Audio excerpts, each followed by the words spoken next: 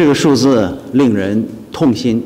This number you mentioned is heart-wrenching. In fact, since the outbreak of COVID-19, there are numerous incidents of people of Asian descent being bullied and even attacked. According to a report that surveyed young Asian Americans published on the website of the NBC, show that over the past year, a quarter of young Asian Americans became targets of racial discrimination and bullying. Nearly half of the respondents expressed pessimism about their situation, and a quarter expressed fear about the situation of themselves and their families. The latest number epitomizes the dark track record of the U.S. human rights conditions. It is a known fact that the sufferings of hate crimes do not stop at Asian Americans. Those who cannot breathe go beyond people like George Floyd, and systemic racism remains endemic in the U.S. society. People can't help but wonder, when will the police brutality against racial minorities